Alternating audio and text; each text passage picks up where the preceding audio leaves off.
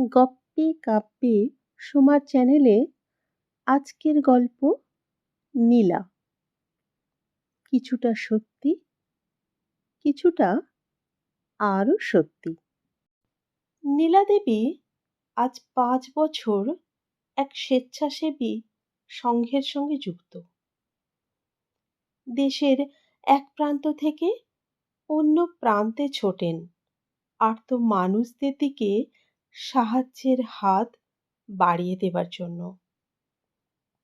স্বজনহারা, দুস্থ, নিপীড়িত মানুষদের মনে নতুন উদ্যম, নতুন আশা, নতুন আলোয় ভরিয়ে দেবার জন্য তার চেষ্টার কোনো ত্রুটি থাকে না।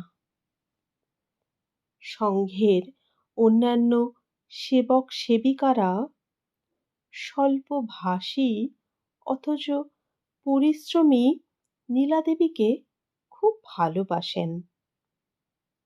তাদের চোখে একটাই প্রশ্ন, এনার মতো মানুষ সংসার ছেড়ে এত কষ্টের জীবনকে কেন বেছে নিলেন? নীলা দেবী কিন্তু কোনো দিন কারো কাছে নিজের সংসার সম্বন্ধে কোনো অভিযোগ করেননি। কেউ কিছু জিজ্ঞাসা করলে তিনি শুধু মুচকি হেসেছেন। ব্যাস, ওইটুকুই। রোজ সংঘের কাজ শেষ করে নিজের ঘরে আসেন। যত রাতই হোক, স্নান সেরে শুদ্ধ বস্ত্র পরে ঈশ্বরের সামনে বসেন। কোলের ওপর হাত দুটো জড়ো করা, দৃষ্টি ঈশ্বরের দিকে। তুমি কেন আমার জীবনটা নিয়ে এইরকম ছিনিমিনি খেললে? আমার ভাগ্যে কি এতটাই খারাপ ছিল যার জন্য আজও আমাকে চোখের জল ফেলে যেতে হচ্ছে? নীলা দেবী মনে মনে রোজ এই দুটো প্রশ্ন ঈশ্বরের কাছে করেন। তার চোখ দিয়ে জলের ধারা নেমে এসে কোলে জড়ো করে রাখা হাতের উপর পড়ে। হাত দুটো ভিজে যায়। কিছুক্ষণ ওইভাবে বসে থাকেন ঈশ্বরের দিকে তাকিয়ে। তারপর আস্তে আস্তে উঠে এসে সামান্য আহার গ্রহণ করে মাটিতেই মাদু পেতে শুয়ে ঘুমিয়ে পড়েন। পরদিন আবার নতুন উদ্যমে আর্ত সেবায় নিজেকে নিযুক্ত করে দেন। এইভাবেই কেটে গিয়েছে 5টা বছর। কিন্তু কিছুদিন হলো নীলা দেবীর মনটা ভীষণ বিষণ্ণ হয়ে উঠেছে। মনে পড়ছে মেয়ে আর ছেলের কথা। মনে মনে প্রথমে হিসেব করলেন, তারপর নিজের মনেই বললেন, রত্নদীপ আজ 25 বছর, আর রাধিকা আজ 23 বছরের হয়ে গেল। প্রায় 50-এর দোরগোড়ায় পৌঁছানো নীলা দেবী ফিরে গেলেন 30 বছর আগের সুখের সংসার জীবনে। 24 বছর বয়সে গৃহবধূ হয়ে এসেছিলেন নীলা দেবী বসাক পরিবারে। তিনি তখন সংসার বিষয়ে একেবারে অজ্ঞ একজন নতুন বউ। তার চোখে তখন রঙিন স্বপ্ন, স্বামীর ভালোবাসা, খুনসুটি আর রাতের মাদকতা তাকে বিভোর করে রেখেছিল। 1 বছর পর জন্ম হলো রত্নদ্বীপের। তখন থেকেই শুরু হলো তার জীবন সংগ্রাম। শাশুড়ি আগে থেকেই বলেছিলেন, আমি কিন্তু ছোট বাচ্চা কোলে নিতে পারি না বাপু। ফলে ওই ছোট্ট বাচ্চাকে নিয়ে বাড়ির সব কাজ সেরে শ্বশুরমশাইকে সেবা করে যখন সে ক্লান্ত হয়ে দুপুরে একটু বিশ্রামের কথা ভাবত, তখন শ্বশুরমশাইয়ের নির্দেশে সারা বাগান ঘুরে ঘুরে গাছের ফল, পুকুরের মাছ পাহারা দিতে হতো। এরপরও যদি শ্বশুরমশাইয়ের যত্নের সামান্য ঘাটতি হতো, তাহলে পাশেই থাকা ননদিনীর দাঁত খিঁচুনি খেতে হতো। এত কিছুর পরেও যদি সে স্বামীকে এ ব্যাপারে কিছু বলতে যেত, তাকেই দোষ পেতে হতো। স্বামীর বক্তব্য ছিল তার মানিয়ে নেওয়ার কোনো ক্ষমতাই নেই। আড়ালে বসে শুধু চোখের জল ফেলা ছাড়া নীলার আর কোনো উপায় ছিল না। নীলা যখন বিয়ে হয়ে শ্বশুরবাড়িতে আসে, তখন সেই বাড়িতে জলের কোনো সুবন্দোবস্ত ছিল না। বাড়ির গণ্ডির মধ্যে ছিল একটা পুকুর। একদিন পুকুরে যখন নীলা বাচ্চার কাঁথাগুলো ধুতে গেছে, তার ননদিনী বাঁকা বাঁকা সুরে বলল, শোনো, পুকুরে এইসব ধোয়া চলবে না। ঠাকুরের ফুলও এই জলে ফেলবে না কিন্তু, ফুলটা পচে জল নষ্ট হবে। ও হ্যাঁ, আর একটা কথা, তুমি যেন আবার ঋতুমতী হয়ে পুকুরে নেতাকানি ধুতে এসো না।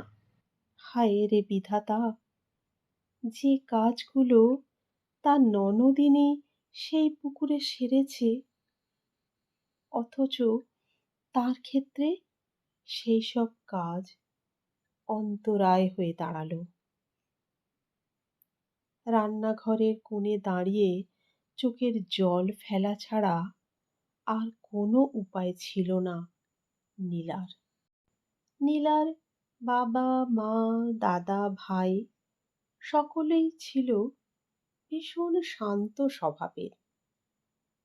নীলাও কোনোদিন বাপের বাড়িতে এইসব কথা বলেনি, আর তারাও তাদের মেয়ের অসুবিধা কিছুটা জেনেও কোনো অভিযোগ করেননি। একদিন নীলা তার স্বামীকে বলল, দেখো, বাড়িতে কোনো জলের ব্যবস্থা নেই।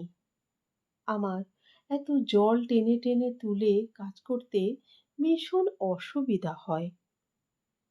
তুমি বাড়িতে একটু জলের ব্যবস্থা করো।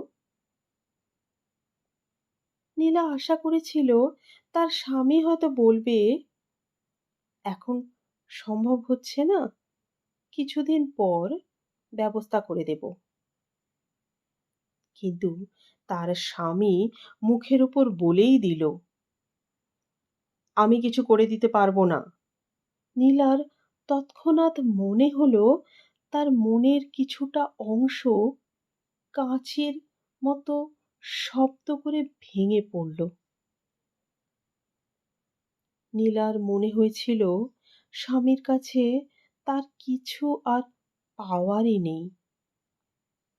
বিয়ের পর যেটাকে সে ভালোবাসা বলে মনে করত, আসলে সেটা ছিল স্বামীর ভোগ বিলাস। এরপর 2 বছর পর জন্ম হলো রাধিকার। এর মধ্যে রত্নদ্বীপকে একটা মন্টেসরি স্কুলে ভর্তি করে দিয়েছে নীলা। নীলাই রোজ বাচ্চাকে স্কুলে দিয়ে আসে, আবার নিয়েও আসে। ছেলের স্কুলেই বছর খানেক পরে টিচারি পেল নীলা। বাড়িতে এসে পাশেই থাকা ননদিনীকে জানালো। জানালো যখন, তখন ননদিনী কিছুটা হিংসের সুরেই বলে উঠল, বাবা, এর মধ্যে আবার কাজও একটা জুটিয়ে ফেললে। পাশে ননদিনীর থাকাটাও নীলার কাছে স্বস্তিকর একেবারেই ছিল না। বিয়ের পর থেকেই ননদিনী তাকে ভীষণ চোখে চোখে রাখত। ননদিনীর আর একটা বদ অভ্যেস ছিল, সে নীলা আর তার স্বামীর কথার মাঝে প্রায় ঢুকে পড়ত। সব কিছু মেনে নিয়ে বুকের ভিতর অবসাদের পাহাড় তৈরি করে ফেলেছিল নীলা। স্কুলের চাকরিটা পাওয়ার পর নীলা প্রথমেই ভেবে নিয়েছিল বাড়িতে জলের ব্যবস্থা করতেই হবে। সে কিছু কিছু করে টাকা জমিয়ে আর তার বাপের বাড়ি থেকে কিছু টাকা নিয়ে এসে স্বামীর হাতে বেশ কিছু টাকা তুলে দিল। তার কিছুদিন পর থেকেই জলের কাজ শুরু হয়ে গেল। পাওয়া তো অনেক দূরের কথা, তখন থেকেই দেওয়া শুরু হলো নীলার। দিশেহারা নীলা ঝাপসা ভবিষ্যতের কথা ভেবে অস্থির হয়ে উঠত। জীবনটা তার কাছে মরণের মতো মনে হতো। দুটো বাচ্চার দায়িত্ব আর ভাবলেশহীন স্বামীর কর্তব্যের অনীহা নীলাকে এমন একটা জায়গায় নিয়ে গিয়েছিল যেখানে দাঁড়িয়ে সে কয়েকবার ভেবেছিল সে মরে যাবে। কিন্তু দুটো বাচ্চার মুখের দিকে তাকিয়ে সে সেই সিদ্ধান্ত থেকে পিছিয়ে এসেছিল। নীলার বিয়ের কিছুদিন পর থেকে তার শ্বশুর শাশুড়ি অন্য জায়গায় থাকতে শুরু করলেও নীলার সংসারের লাগামখানা তিনি শক্ত হাতে ধরে রেখেছিলেন। নীলার স্বামীর মাইনের পুরো টাকাটাই নিজের জিম্মায় রাখতেন। সেখান থেকে কয়েকটা নোট ছেলের হাতে হাত খরচের জন্য দিতেন। নীলা মনে মনে হাসত, যে স্বামী তার মায়ের কাছ থেকেই হাত খরচা পায়, সেই স্বামী তাকে আর কি হাত খরচা দেবে। নীলার সংগ্রাম ক্রমশ কঠিন থেকে কঠিনতর হতে শুরু করলো। ছেলে মেয়েকে ভালো স্কুলে ভর্তি করলেই দায়িত্ব শেষ হয়ে যায় না। ভালো স্কুলে রেজাল্টটাও ভালো রাখতে হবে। সারাদিনের কাজ, মন্টেশ্বরী স্কুলের দায়িত্ব পালন করে নীলা বসত ছেলে মেয়েদের বই খাতা নিয়ে অনেক রাতে। সবকিছু খুঁটিয়ে খুঁটিয়ে দেখত, তারপর ছেলে মেয়েকে বলে দিত কোনটা ভুল হয়েছে, কিভাবে ঠিক করতে হবে। স্বামী ভালো মাইনের সরকারি চাকুরে হলেও তার সংসারে ছাপোষা ভাব স্পষ্ট ফুটে উঠেছিল। মন্টেশ্বরী স্কুলের ওই কটা টাকা একটু একটু করে জমিয়ে আগে সে বাড়িতে জলের ব্যবস্থা করেছিল। ঘরের জানালায় একটু সুন্দর সুন্দর পর্দা, বিছানায় একটু ভালো চাদরের ব্যবস্থা করতে গিয়ে তার টাকায় টান পড়ল।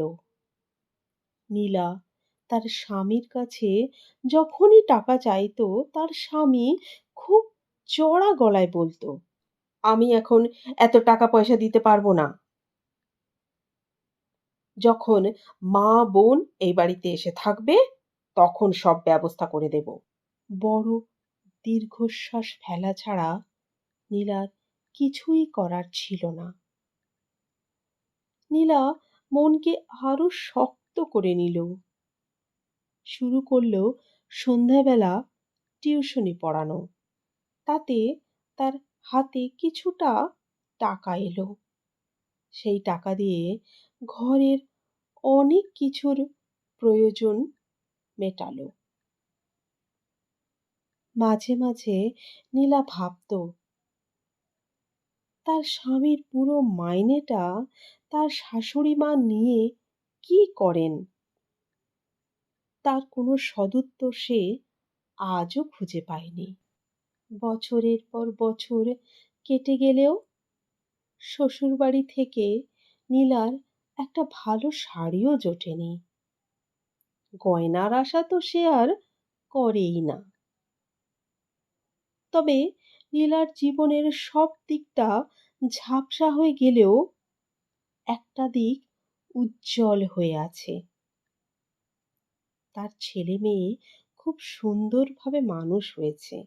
দেখতে দেখতে কেটে গেল 20টা বছর। এর মধ্যে নীলার বাবা মা, শ্বশুর শাশুড়ি সকলেই একে একে গত হয়েছেন। কিন্তু নীলা তার 2 ননদিনীর কাছে চক্ষুশূল হয়েই রইল। এর মধ্যে ছেলে রত্নদীপ ভালো চাকরি নিয়ে বিদেশ পাড়ি দিল।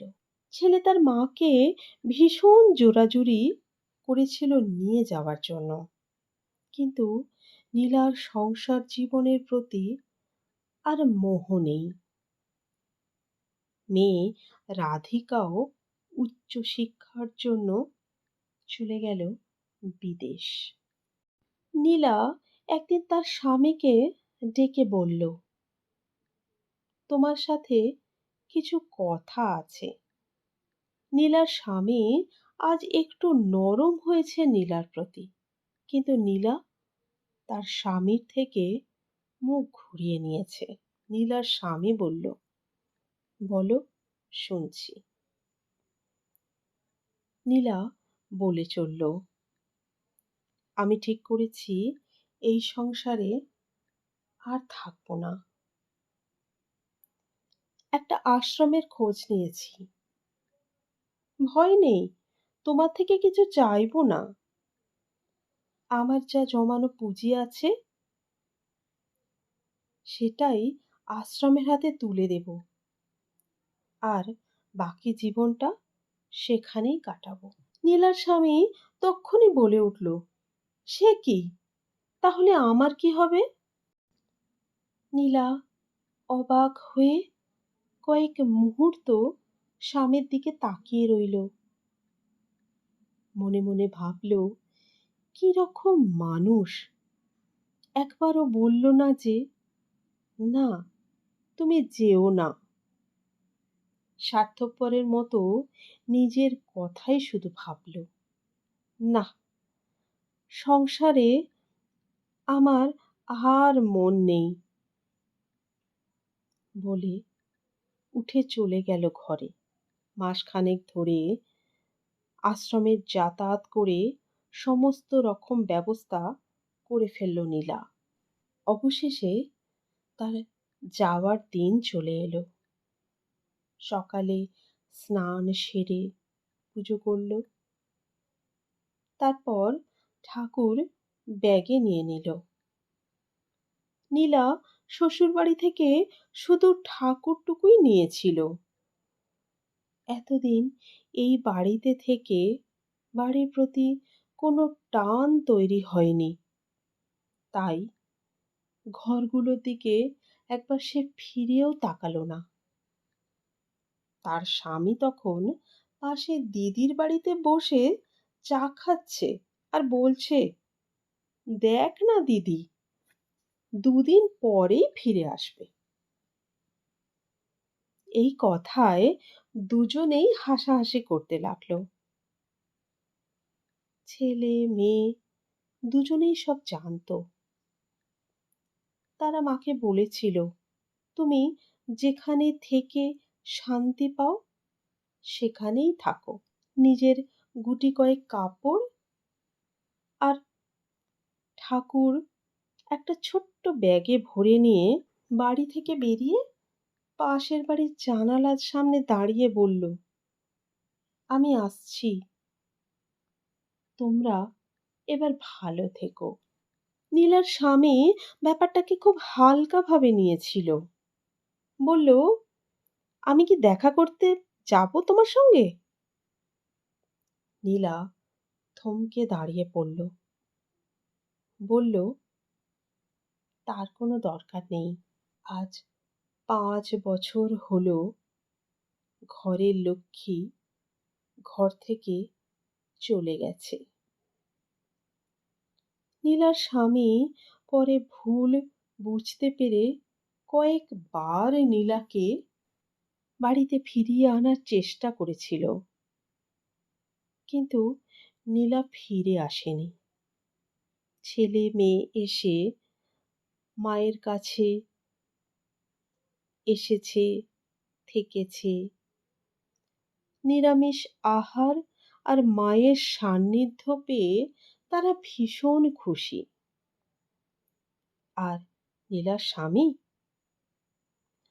যারা নীলা আর তার স্বামীর মধ্যে চিরকাল অন্তরায় হয়ে থেকেছিল, তারা আজ সরে গেছে অনেক দূরে। লক্ষ্মীহীনা ঘরে নীলার স্বামী এখন একলাই জীবনযাপন করে চলেছে।